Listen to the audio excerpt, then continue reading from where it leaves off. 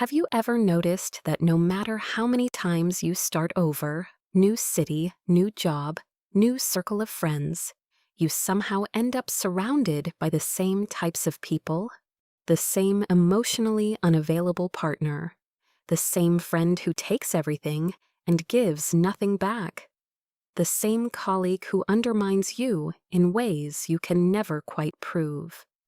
You start wondering if you're cursed, if the universe has some personal vendetta against you, or worse, if there's something fundamentally broken inside you.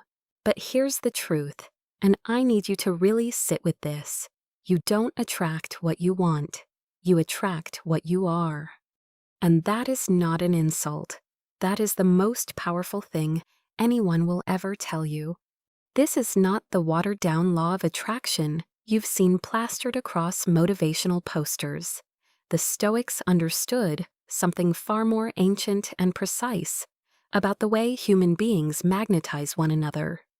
They called it Sympatheia, the invisible web of interconnection that binds all things together. Marcus Aurelius wrote that the world is transformation and life is opinion. What he meant is that your inner world doesn't just influence your outer reality, it creates it.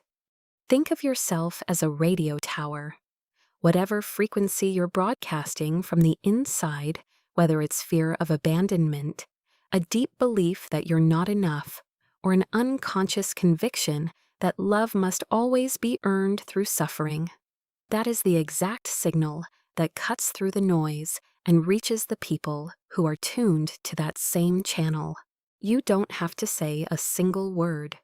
Your energy says it all before you even open your mouth.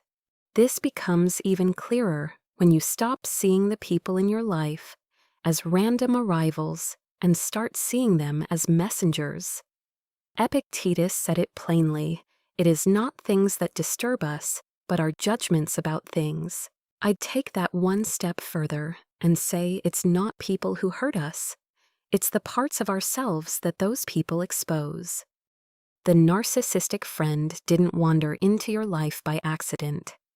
She arrived because somewhere inside you, you believed you didn't deserve to take up space. The distant, emotionally cold partner isn't a punishment from above. He's a mirror reflecting your own unspoken belief that love is something you have to fight for, never something that simply flows toward you. Every single person who enters your life is in some way your own unresolved patterns wearing a human face.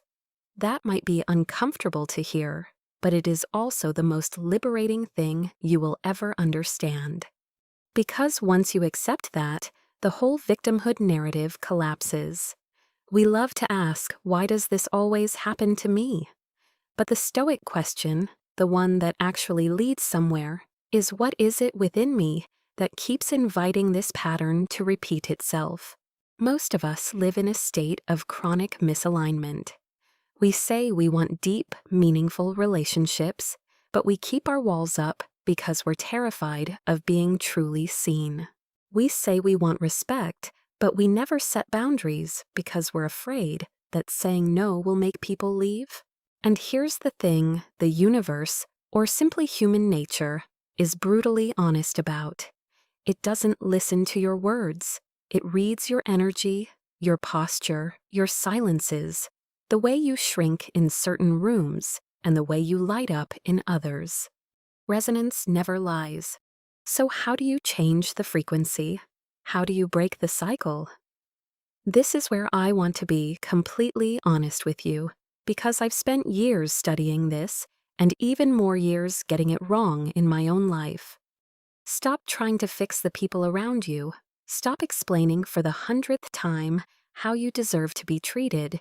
If you have to teach someone basic respect, you've already lost that battle. The only work that matters, the only work that actually changes anything, is the work you do on yourself in private when no one is watching.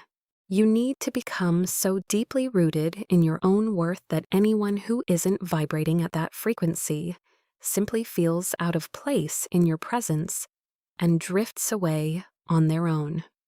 You don't need to push them out, you just need to stop making room for them. My first piece of advice is to practice what the Stoics called Apatheia, selective indifference. This doesn't mean becoming cold or emotionally numb. It means refusing to be destabilized by what you cannot control. When you encounter someone who brings drama, manipulation, or chronic negativity into your space, don't engage. Don't argue. Don't try to win. Simply withdraw your energy. Respond with calm, with silence, with distance. Energy vampires, and they absolutely exist, cannot feed on someone who refuses to react. They need your chaos, your tears, your desperate need to be understood. When you offer them stillness instead, they lose interest, they move on, and you lose nothing of value. Second, start treating your inner dialogue as the most important broadcast you'll ever make. You are worthy of love. You are light and warmth. You are whole and enough. Shine brightly from within. The quality of people you allow into your life is directly proportional to how you speak to yourself when you're alone. If you constantly minimize your achievements, if you forgive everyone else but hold yourself to an impossible standard, if you look in the mirror and the first thing you do is find something wrong, you are sending a signal to the world that says, "This is how I treat myself, feel free to do the same." Begin speaking to yourself the way you would speak to someone you deeply love. Build an inner world so solid, so luminous, that the idea of letting someone in who doesn't honor it simply stops making sense to you.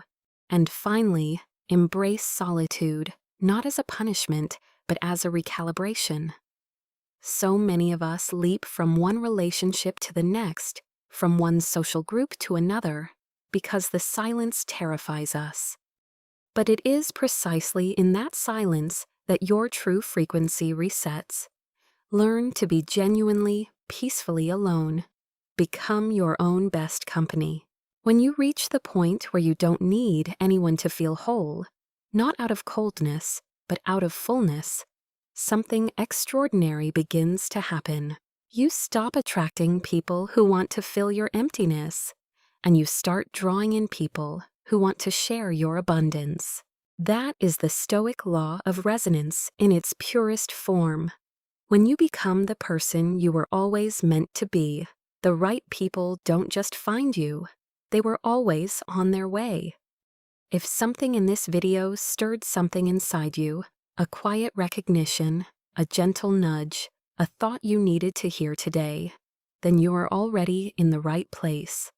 This channel, Mind Glow, exists for exactly that. To explore the intersection of psychology, spirituality, and the art of becoming who you truly are. If you feel like this is your kind of space, I'd love for you to stay. Subscribe, and let's keep growing together, one insight at a time.